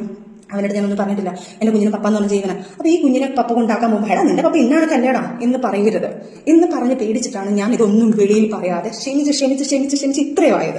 പക്ഷേ അപ്പോഴും ഞാൻ അവൻ്റെ പപ്പ നല്ലതാണെന്ന് അറിയിപ്പിക്കാൻ വേണ്ടി ഞങ്ങൾ മ്യൂച്വലായിട്ട് എടുത്ത തീരുമാനമാണെന്ന് പറഞ്ഞ് ഞാൻ അതിന് സോൾവ് ചെയ്യുന്നു. കാരണം പുള്ളിക്കാരന് പറഞ്ഞേ പറ്റത്തുള്ളൂ വന്ന ചാനലിൽ. പുള്ളിക്കാരൻ എന്തെങ്കിലും മിണ്ടിക്കാൻ ഞാൻ അപ്പം ഞാൻ ഈ കാര്യങ്ങളൊക്കെ എടുത്തു കൊടുക്കുന്നു. പുള്ളിക്കാരൻ അറിയാം, അല്ലാതെ സ്നേഹം കൊണ്ടോ പേടിച്ചിട്ടൊന്നും, അല്ലാതെ ഇതുകൊണ്ടൊന്നും ബഹുമാനം കൊണ്ടൊന്നും അല്ല പുള്ളിക്കാരൻ അത് പറഞ്ഞത്. പുള്ളിക്കാരൻ എന്തെങ്കിലും പറഞ്ഞാൽ ഞാൻ ഇതെല്ലാം എടുത്ത് വെളിയിലിടുന്നു, പുള്ളിക്കാരൻ അറിയാം. അപ്പോൾ ഈ കാര്യങ്ങളൊക്കെ വന്നു, ഈ സാധനങ്ങൾ, അതുകൊണ്ടാണ് ഞാൻ ആ സമയത്ത് ഇതൊന്നും പറയാഞ്ഞത്. എന്നിട്ടും ഞാൻ സഹിച്ച് എല്ലാം പോട്ടെ എന്ന് പറഞ്ഞ പ്രശ്നങ്ങളെല്ലാം പോട്ടെ എന്ന് പറഞ്ഞു നിന്നു. ലാസ്റ്റ് ഡിവോഴ്സ് തരാൻ പറഞ്ഞപ്പോൾ ഇവൻ ഒരു വിധത്തിൽ ഡിവോഴ്സ് തരുന്നില്ല. ലാസ്റ്റ് ഞാൻ പറഞ്ഞു ഞാനിതെല്ലാം വെളിയിൽ വന്ന് പറയും, എനിക്ക് ഡിവോഴ്സ് വേണം, കാരണം ഇതിനകത്തുനിന്ന് എനിക്കൊരു ഫ്രീഡം വേണം. എന്നെ ഇങ്ങനെ ടോർച്ചർ ചെയ്ത് നമ്മളിങ്ങനെ അങ്ങോട്ട് വിടുന്നില്ല ഇങ്ങോട്ട് വിടുന്നില്ല. വർക്കിന് പോകുമ്പോൾ എൻ്റെ ഭാര്യ എന്നുള്ള രീതിയിൽ എൻ്റെ ഭാര്യയുടെ നീ കിടക്കുന്ന വാക്കൊഴിക്കാതെ ഇവന് വേറെ ഒരു വാക്കില്ല. എല്ലാവരെയും വിളിച്ച് ഭീഷണിപ്പെടുത്തി, എല്ലാവരും വിളിച്ച് വലിയ പ്രമുഖ ആൾക്കാരെ വിളിച്ച് വരെ ഇവൻ ഭീഷണിപ്പെടുത്തിയിട്ടുണ്ട്. നീ അങ്ങനെയാടാ, നീ അവൻ്റെ കൂടെ കിടന്നില്ല, എനിക്ക് വരുന്ന വർക്ക് ഇവൻ എങ്ങനെയെങ്കിലും പറഞ്ഞ് അവരെ വിളിച്ച് ഭീഷണിപ്പെടുത്തും. പോട്ടെ, ഇലക്ഷൻസ് ഞാൻ പറഞ്ഞു എനിക്ക് ഡിവോഴ്സ് വേണം എന്ന് പറഞ്ഞ് ലാസ്റ്റ് ഈ പേരും പറഞ്ഞിട്ട് അവൻ ഡിവോഴ്സ് തരാൻ തോന്നി. മ്യൂച്വൽ ഞങ്ങൾ സൈൻ ചെയ്തു. മ്യൂച്വൽ കൊണ്ട് ഞങ്ങൾ സൈൻ ചെയ്ത് മ്യൂച്വൽ എടുത്ത് ഡേറ്റുകൾ എടുത്ത് ഞങ്ങൾ ഒരു വക്കീൽ വെച്ച് അവൻ പറഞ്ഞു ഒരു വക്കീൽ, അവൻ്റെ വക്കീൽ വെക്കാൻ പറഞ്ഞു. അവൻ്റെ വക്കീലിനെ വെക്കണ്ട, നമുക്കൊരു വക്കീൽ മ്യൂച്വൽ അല്ലേ ഒരു വക്കീൽ വെക്കാന്ന് പറഞ്ഞ് നമ്മളൊരു ഫ്രണ്ട് വഴി നമ്മൾ ആ വക്കീലിനെ വെച്ച്, എൻ്റെ ഒരു ഫ്രണ്ടാണ് വക്കീൽ, മനു എന്ന് പറഞ്ഞ വക്കീലിനെ കൊണ്ട് നമ്മൾ ചെയ്യിപ്പിച്ചു. ആ കാര്യങ്ങളെല്ലാം ചെയ്ത് കഴിഞ്ഞപ്പോഴത്തേക്ക് ഡേറ്റിന് വിളിച്ച സമയത്ത് ഇവൻ വന്നില്ല. അതങ്ങനെ ലാപ്സ് ആയിപ്പോയി. അവൻ മനഃപൂർവ്വം പണി തരാണ്, അതായത് നമുക്ക് ഡിവോഴ്സ് തരുന്നില്ല. അത് കഴിഞ്ഞ് കുറേ നാൾ കഴിഞ്ഞപ്പോഴാണ് ഞാൻ അറിയുന്നത് ആദ്യ ഭാര്യയെ പുള്ളിക്കാരൻ ഡിവോഴ്സ് ചെയ്തിട്ടില്ല. എന്നെ പറ്റിച്ചാണ് ഇയാൾ മാരേജ് ചെയ്തേക്കുന്നത്. അന്ന് ഞാൻ ആദ്യം പറഞ്ഞതിനകത്ത് പറയുന്നുണ്ട്, ആദ്യ സമയത്ത് ഇയാൾക്ക് ഈ മതങ്ങളെ വിശ്വാസമില്ല എന്ന് പറയുന്ന കാരണം പള്ളിയിൽ പോയി നമ്മൾ ഇത് അന്വേഷിക്കുമ്പോൾ പള്ളിയിൽ പറയും ഡിവോഴ്സ് ആയിട്ടില്ല, ഇവരുടെ ഡിവോഴ്സ് ആയതിനു ശേഷം അടുത്ത് നമുക്ക് നിക്കാതെ നടത്താമെന്ന് പറയും. അത് മറച്ചു വെച്ചിട്ടാണ് ഇവരെല്ലാം നമ്മൾ ഈ കല്യാണം എന്ന് പറഞ്ഞാൽ രജിസ്റ്റർ മാരേജ് എന്ന് പറഞ്ഞ സാധനം ചെയ്തത്. രജിസ്റ്റർ മാരേജ് അവർ ചെയ്തിട്ടില്ലായിരിക്കാം മേ ബി, അതുകൊണ്ടായിരിക്കും എനിക്ക് രജിസ്റ്റർ മാരേജ് ചെയ്തത്. ഈ സാധനം ചെയ്ത് കഴിഞ്ഞതിന് ശേഷം ഞാൻ അറിയുന്നു ഇയാൾ ആ വൈഫിന് പോലും ഡിവോഴ്സ് കൊടുത്തിട്ടില്ല. ആദ്യത്തെ വൈഫിന് 200 പവനോളം അയാളുടെ അടുത്ത് യൂസ് ചെയ്തിട്ടുണ്ട്. അയാൾ ആഡംബര ജീവിതത്തിന് വേണ്ടി അയാളെ കല്യാണം ആഡംബരമായിട്ട് നടത്തിയത് 19 പവൻ എടുത്തിട്ട് ഇയാൾ ആ സ്വർണ്ണം കൊണ്ടുവന്ന ഉടനെ തന്നെ അടുത്ത ദിവസം വിൽക്കുന്നു. അതിന് തെളിവുകളും കാര്യങ്ങളെല്ലാം പുള്ളിക്കാരിയുണ്ട്. പുള്ളിക്കാരിയും ഇതുപോലെ ഓർത്തഡോക്സ് ഒരു ഫാമിലി, ഒരു ഭയങ്കര ഒരു റെപ്യൂട്ടഡ് ഫാമിലിയിലുള്ള ഒരു പുള്ളിക്കാരിയാണ്. അവരും ഇവനെ പേടിച്ചാണ് ജീവിക്കുന്നത്. കാരണം ഇവൻ ഒരു മീഡിയയിൽ നിൽക്കുന്ന ഒരു പേഴ്സൺ ആയതുകൊണ്ട് ഇവൻ എന്ത് പറയുന്നോ അവർക്ക് മീഡിയയിൽ വരാൻ താല്പര്യമില്ല. അപ്പം മീഡിയയിൽ വന്ന് പറയുമ്പോൾ ഇവർ മീഡിയയിൽ പറയുന്ന ആൾക്കാർ അതാ വിശ്വസിക്കത്തുള്ള ആൾക്കാരെല്ലാം വിശ്വസിക്കുന്നുണ്ട്. അവരും പേടിച്ചാണ് ജീവിക്കുന്നത്. അവർ നമ്മൾ സംസാരിച്ചപ്പം ഏകദേശം ഞാൻ അനുഭവിച്ച അതേ പീഡനമാണ് അവരും അനുഭവിച്ചിട്ടുള്ളത്. ആ ഒരു കുഞ്ഞിനിപ്പം 17 വയസ്സായി. ആ കുഞ്ഞിനെ പോലും ഒരു തരി സ്വർണം, ഏതോ വീഡിയോയിൽ ഇട്ടെന്നുള്ളത് അറിയാം, ഏതോ ഒരു വീഡിയോ വന്നിട്ടുണ്ട്, ഒരു തരി സ്വർണ്ണം പോട്ടെ, ഒരു തരി മുട്ടായി മേടിച്ചു കൊടുക്കട്ടെ, അവൻ ഒരു ചെലവിന് പോലും കൊടുത്തിട്ടില്ല. എന്നിട്ട് പോലും ഈ കാര്യങ്ങൾ വരുമ്പം പ്രശ്നങ്ങൾ വരുമ്പോഴത്തേക്ക് ഈ കാര്യങ്ങളായിരുന്നു ഡിവോഴ്സിന്റെ കാര്യങ്ങളും ഈ കാര്യങ്ങളൊക്കെ മനസ്സിലാക്കിയിട്ട് ലാസ്റ്റ് ഇവൻ പറയുന്നു ഈ കുഞ്ഞിനെ എൻ്റെ ഇടയ്ക്ക് ഞാൻ എൻ്റെ മൈൻഡ് വേറെ ഇങ്ങോട്ട് പോയി, അതുകൊണ്ടാണ് സോറി. അപ്പം ഈ ലാസ്റ്റ് ഇവരും പറയുന്നു ഡിവോഴ്സ് ചെയ്തിട്ടില്ല എന്ന്. അപ്പം എൻ്റെ മാരേജ് ഇല്ലീഗലാണെന്നറിയാം. ഇവൻ ചെയ്ത് വെച്ചിരിക്കുന്നത് ഇല്ലീഗൽ, എന്നെ കഴിച്ചിരിക്കുന്ന ഇല്ലീഗൽ മാരേജ് ആണ്. അപ്പൊ ഇവൻ ഇത്രയും ദ്രോഹം ചെയ്ത പോലെ പിന്നെ ഈ പ്രശ്നങ്ങൾ തുടങ്ങാൻ കാരണം ഒരു 5 സെന്റ് സ്ഥലം വീടും എനിക്കുണ്ട്. ആ വസ്തു ഞാൻ അവന്റെ പേരിലോട്ട് എഴുതി കൊടുത്താൽ അവൻ എനിക്ക് ഡിവോഴ്സ് തരാമെന്നാണ് പറയുന്നത്. ഇത് ഞാൻ പറഞ്ഞു പറ്റത്തില്ല, എനിക്ക് എന്റെ കുഞ്ഞുങ്ങളാണ്, എന്റെ കുഞ്ഞുങ്ങൾക്ക് വേണ്ടിയിട്ടുള്ളത്, നിങ്ങൾക്ക് അടിച്ചു പൊളിക്കാൻ ഇതൊന്നും ചെയ്യാൻ പറ്റത്തില്ല. ഇപ്പം ജപ്തിയായി കിടക്കുകയാണത്. എന്റെ പേരിലാണ് ലോൺ എടുക്കുന്നത്. എന്റെ പേരിലേക്ക് ആ വീടിന് 15 ലക്ഷം രൂപയ്ക്ക് ലോൺ എടുത്തിട്ടുണ്ട്. അത് ലാപ്സ് ആയി കിടന്നത്. എന്റെ ലാസ്റ്റ് അതും ജപ്തിയുടെ ഘട്ടത്തിൽ എനിക്കൊരു ക്രെഡിറ്റ് കാർഡ് അതിന്റെ തലയിലാക്കി ഇവനൊരു ബുള്ളറ്റ്, ഞാൻ ഒരു ഗിഫ്റ്റ് ആയിട്ട് കൊടുത്തൊരു ബുള്ളറ്റ് ഉണ്ട്. അതിനും മാസം അടയ്ക്കാന്ന് പറഞ്ഞിട്ടാണ് ഞാൻ ആദ്യത്തെ എമൗണ്ട് വെച്ചിട്ട് അവന് ഗിഫ്റ്റ് കൊടുക്കുന്നത്. അതും എന്റെ തലയിലായി സിവിൽ സ്കോർ വെച്ചിട്ട് എന്റെ മൊത്തം എനിക്കിപ്പോൾ ഒരു ലോൺ പോലും, എനിക്കൊരു പേഴ്സണൽ ലോൺ പോലും എടുക്കാൻ പറ്റാത്ത രീതിയിൽ എന്നെ കുരുക്കിയിട്ടേക്കിനെ. ഇതെല്ലാം ചെയ്ത് ഞാൻ അങ്ങേയറ്റം ഞാൻ നിൽക്കാം. ഇനി എനിക്ക് പറ്റില്ല, എന്നെ ഇത്രയും ഞാൻ സഹിച്ച് ഇവിടം വരെ ഞാൻ എത്തിയിട്ടുണ്ട്. ഇനി എനിക്ക് സഹിക്കാൻ വയ്യ. എന്നെ കൊണ്ട് ഇതെല്ലാം പറയിപ്പിച്ചാണ്. ഇനി എന്റെ കുഞ്ഞുങ്ങളെ പോലും, ഇനി ഒരു പക്ഷെ ഞാൻ ഇത് പറഞ്ഞില്ലെങ്കിൽ എന്റെ കുഞ്ഞുങ്ങളെ കൊണ്ട് നോക്കേണ്ടത് ഞാനാണ്. ഈ 2 കുഞ്ഞുങ്ങളെ നോക്കേണ്ടത്. നാളെ കാലത്ത് എന്റെ കുഞ്ഞിനെ പോകും, നിന്റെ ഉമ്മ ഇങ്ങനെ ഏതിലെ മറ്റേതായിരുന്നു പറഞ്ഞു കഴിഞ്ഞാൽ എനിക്ക് എന്റെ കുഞ്ഞുങ്ങൾക്ക് നടക്കേണ്ട. എന്റെ മോൻ വിളിച്ചില്ല പറഞ്ഞു, പപ്പ ഉമ്മയുടെ വീഡിയോ ഇങ്ങനെയുള്ള പപ്പ വീഡിയോകളൊന്നും ഇടല്ലേ, എന്റെ ഉമ്മയ്ക്ക് എന്തെങ്കിലും സംഭവിച്ചു കഴിഞ്ഞാൽ ഞാൻ പപ്പാടൊന്നും മിണ്ടത്തില്ല. ഞാൻ ആ വീഡിയോ നിനക്ക് വേണമെങ്കിൽ അത് എന്റെ കുഞ്ഞിനെ ഫോട്ടോ എനിക്ക് ഇടാൻ പറ്റുന്നില്ല. ആ കുഞ്ഞൊരു റൈറ്റ് ചെയ്തിട്ട് ഒരു സാധനം എനിക്ക് കൊടുത്തു. കാരണം ഇവൻ എന്നിട്ട് ആ കുഞ്ഞു പോലും പറയുന്നത്. എന്നിട്ട് ഞാൻ ഞെട്ടിപ്പോയി. എന്റെ മോൻ പറയുന്നത്, പപ്പ ഞാൻ ഇനി 5ാം ക്ലാസ്സിലായി, എന്നെ എല്ലാവരും കൂടെ കളിയാക്കും, പപ്പ ഒന്നും ഇങ്ങനെ പറയല്ലേ, ഉമ്മി പപ്പായെ സപ്പോർട്ട് ചെയ്തല്ലേ വീഡിയോ ഇട്ടത്, ഉമ്മിക്ക് വേണമെങ്കിൽ പപ്പ എന്ത് വേണമെങ്കിൽ ഇത്തരം കാര്യങ്ങളൊക്കെ വേണമെങ്കിൽ പറയാലോ എന്ന് എന്റെ കുഞ്ഞു ചോദിച്ചു. എന്നിട്ട് പോലും ഇവൻ വീണ്ടും ഈ ആക്ഷൻ വീഡിയോ കാണിച്ചു. ആക്ഷൻ വീഡിയോ ആദ്യം കാണിക്കാൻ ഫിറോസ് ഖാനെ, ഞാൻ ആക്ഷൻ അല്ല കാണിച്ചത്, ഞാൻ നിയമത്തിനാണോ പോയിട്ടുള്ളത്. എന്റെ കയ്യിൽ തെറ്റുണ്ടെങ്കിൽ ഞാൻ നിയമത്തിനോട് പോകത്തില്ല. എന്റെ തെറ്റുണ്ടെങ്കിൽ ഞാൻ ആദ്യമായിട്ട് ഒരു വീഡിയോ ഇതുപോലെ ഒരു കാര്യത്തിൽ എടുക്കില്ല. ഇനി എന്തും ആയിക്കോട്ടെ. ഇയാൾ ആദ്യത്തെ ഭാര്യ വിളിച്ചിട്ട് ഇന്നലെ പുള്ളിക്കാരെയും വിളിച്ച് ഭീഷണിപ്പെടുത്തുന്നുണ്ട്. ഏതോ ഒരു വീഡിയോ വന്നു, നിന്നെക്കുറിച്ച് ഇങ്ങനെ പറയൂടി, ഞാൻ അങ്ങനെ പറയൂടി, നീ അങ്ങനെ ചെയ്തെന്ന് പറയൂടി, നീ ഏതെങ്കിലും പോയി എന്ന് പറയൂടി. ഇതേ സംഭാഷണം തന്നെയാണ് ഞങ്ങൾ എല്ലാവരും ഇട്ട് ഇയാൾ ഒരുമാതിരി വൃത്തികെട്ട രീതി. അവർക്ക് പേടിയാണ്. കാരണം മീഡിയയിൽ വന്ന് ഇയാൾ പറയുമ്പോൾ ആൾക്കാർ അതേ വിശ്വസിക്കത്തുള്ളൂ. അവർക്ക് മീഡിയയിൽ വന്ന് മീഡിയ പേഴ്സൺ ആയിട്ട് വന്ന് സംസാരിക്കാൻ അവരുടെ ഫാമിലി അങ്ങനെയാണ്. അവർ അത്രയും റിപ്പോർട്ടർ ഫാമിലി ആയതുകൊണ്ട് അവർക്ക് അത് പറയാൻ പറ്റുന്നില്ല. അവർക്ക് 200 150 പവൻ അവർക്ക് മിസ്സായിട്ടും അവർ സഹിയായിട്ട് നിൽക്കുക. കുഞ്ഞിനെ പോലും ഒരു ചെലവിന് കൊടുക്കുന്നില്ല. ഇത്രയും ചെയ്തിട്ട് പോലും ഞങ്ങൾ 2 പെണ്ണുങ്ങൾ ഇതിനകത്ത് കടന്ന് പീഡനപ്പെട്ടുകൊണ്ടിരിക്കുക. ഇയാളെ കണ്ടിൽ ഞങ്ങൾ വെറും വേസ്റ്റുകളാണ്, ഞങ്ങൾ വെറും പന്നലുകളാണ്, ഞങ്ങൾ വെറും തെണ്ടികളാണ്. പക്ഷെ ഈ തെണ്ടികളാണ് 2 കുഞ്ഞുങ്ങളെ ഞങ്ങൾ നോക്കുന്നത്. ഞങ്ങൾ കഷ്ടപ്പെട്ടാണ് വളർത്തുന്നത്, ഞങ്ങൾ അധ്വാനിച്ചാണ് നോക്കുന്നത്.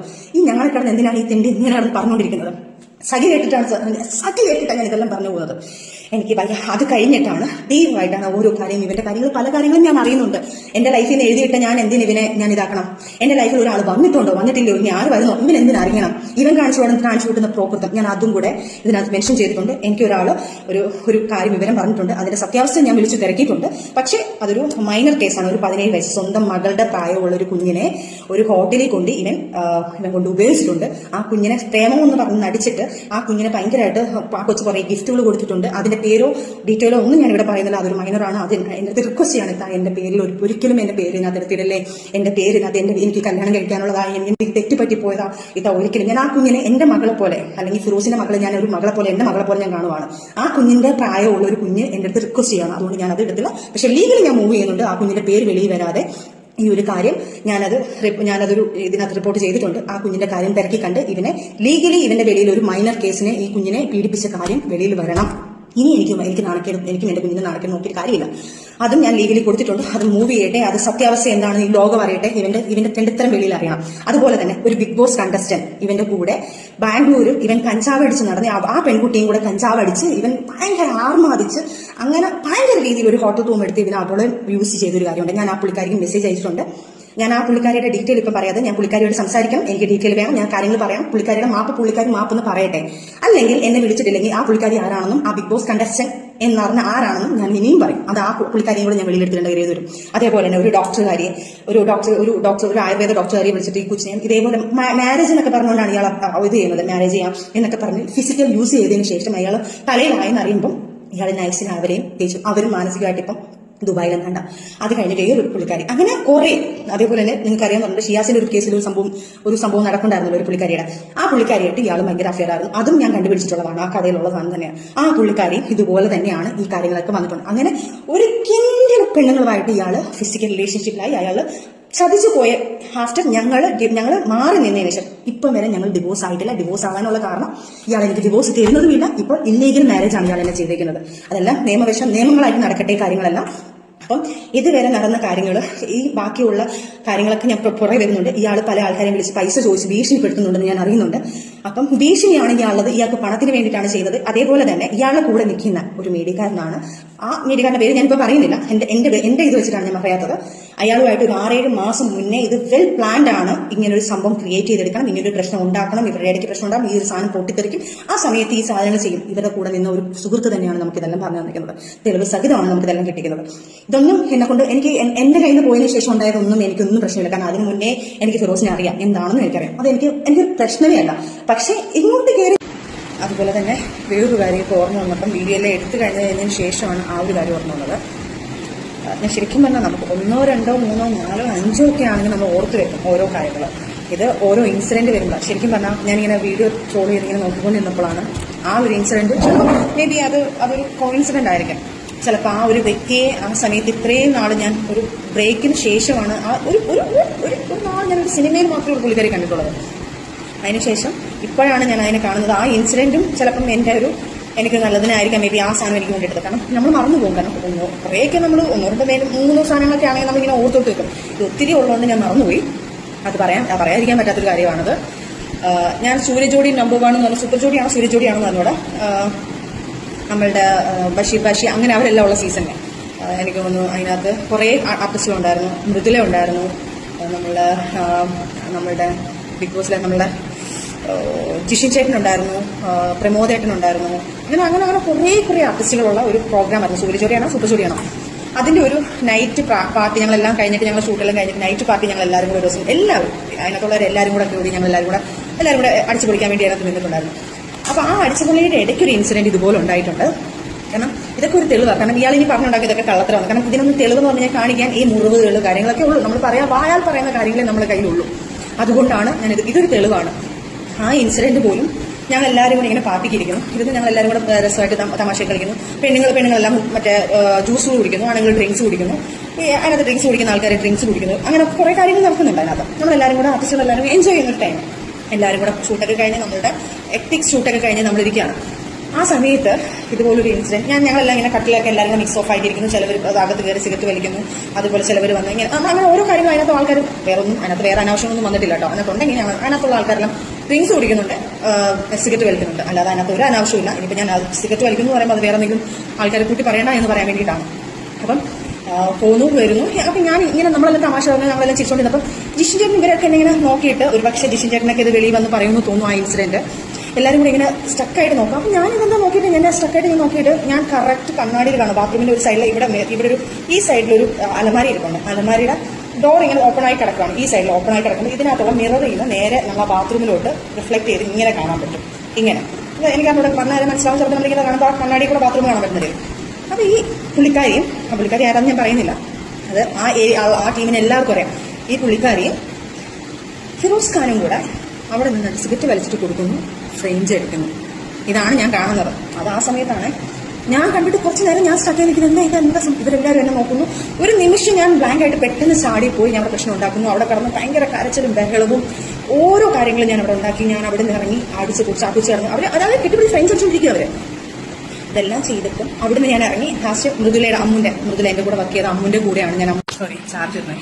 അപ്പം അങ്ങനെ ഒരു ഇൻസിഡന്റും അവിടെ ഉണ്ടായിട്ടുണ്ടായിരുന്നു. അപ്പോൾ എനിക്ക് മൃദുലയുടെ റൂമിലാണ് ഞാൻ കരഞ്ഞു പിടിച്ച് ഞാൻ പോയി കിടന്നതും. രാവിലെ വീണ്ടും ഇതുപോലെ കാല് പിടിച്ച് മാപ്പ് പറയുന്നതും കാര്യങ്ങളും ഒക്കെ പറയുന്നു. അത് പറ്റിപ്പോയതാണെന്ന് പറയുന്നു.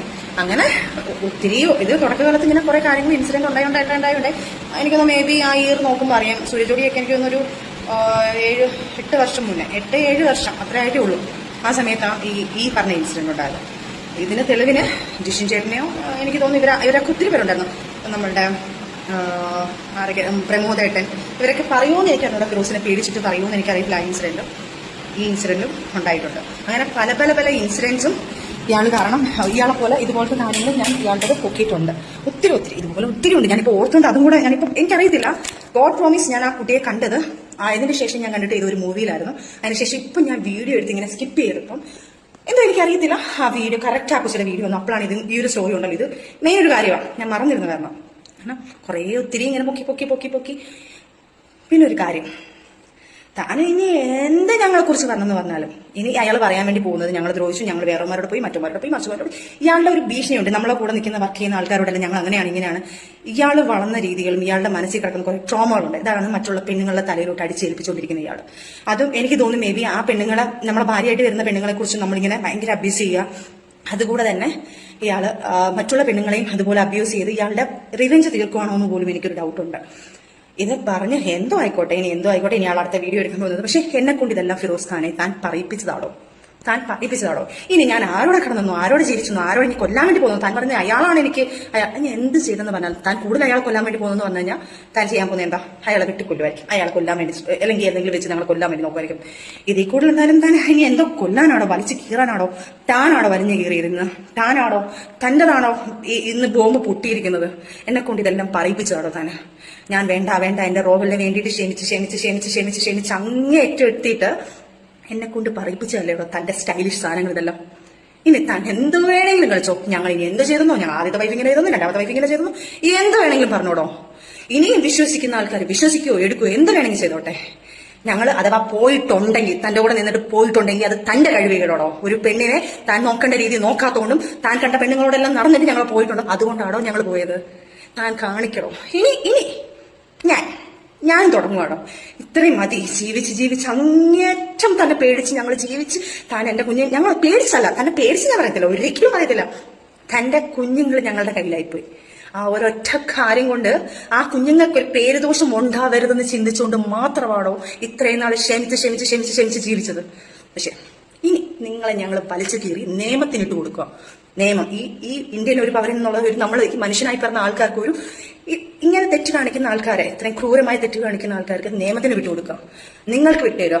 നിങ്ങൾ ഇവനെ എന്താണെന്ന് തീരുമാനിച്ചു. എനിക്കിനി എന്തിനത് വന്നെന്ന് പറഞ്ഞാലും എനിക്ക് പ്രശ്നമില്ല. പക്ഷെ ഒരു ഉള്ളിൽ എന്റെ കുഞ്ഞ് നോവൂലോ, എന്റെ മോന് ഇയാളെന്ന് പറഞ്ഞ ജീവന, ആ ഒരൊറ്റ വേദന എനിക്കുള്ളൂ. എന്റെ കുഞ്ഞിനെ പറഞ്ഞ് മനസ്സിലാക്കണം. മോനെ പപ്പ പറഞ്ഞിട്ട് കാര്യമില്ല, കുഞ്ഞ് വളരുമ്പോൾ അവൻ മനസ്സിലാക്കട്ടെ. ഈ ഒരൊറ്റ കാര്യം കൊണ്ട് ഞങ്ങൾ നൊന്ത് ഈ പരിവായി. ഇനി വയ്യ, മതിയടോ. തന്റെ ബോംബൂട്ടും പൊട്ടിപ്പേരും പട്ടുപേരും എല്ലാം താനിപ്പോ ഓരോരുത്തർ വിളിച്ച് കരയുന്നുണ്ടല്ലോ. ഞാൻ ഇങ്ങനെ വീഡിയോ ഇടാൻ പോകുന്നു പറഞ്ഞപ്പം ഞാൻ അവളെ ഒന്നും ദ്രോഹിക്കത്തില്ല. എടോ, താൻ ആരെ ദ്രോഹിച്ചാലും താൻ പറയുന്നുണ്ടോ തന്റെ കൂടെ ജീവിച്ച സമയത്ത് നാണം മാനം ഇല്ലടോ. തന്റെ കൂടെ ഇപ്പോഴും താൻ എനിക്ക് ഡിവോഴ്സ് ചെയ്യാതിരിക്കുവാടോ. താൻ എന്നെ പുഷ് വിളിക്കുക, ആദ്യത്തെ വൈഫിന് ഡിവോഴ്സ് കൊടുക്കാതിരിക്കുക. ഞങ്ങൾക്കൊക്കെ ഞങ്ങളെ കയ്യിൽ നിന്നെല്ലാം മേടിച്ചെടുത്ത് താൻ എന്തുണ്ടാക്കി? എന്നിട്ട് ഒന്നും ഉണ്ടാക്കിയിട്ടില്ല മനുഷ്യ. നിങ്ങൾ നശിച്ച് ഞങ്ങളെ കൊണ്ട് കഴിഞ്ഞ കാര്യങ്ങളെല്ലാം ഇനി വരട്ടെ. അവര് മീഡിയയിൽ വന്നില്ലേലും അവർ ലീഗലി നീങ്ങും. നിങ്ങളെപ്പോലെ ഒരു വൃത്തിയായിട്ടവൻ ഇനി എന്തായാലും ജീവിച്ചിരിക്കേണ്ട ലോകത്ത്. നിയമം കൊണ്ട് നിങ്ങളെ വലിച്ചു കീറട്ടെ.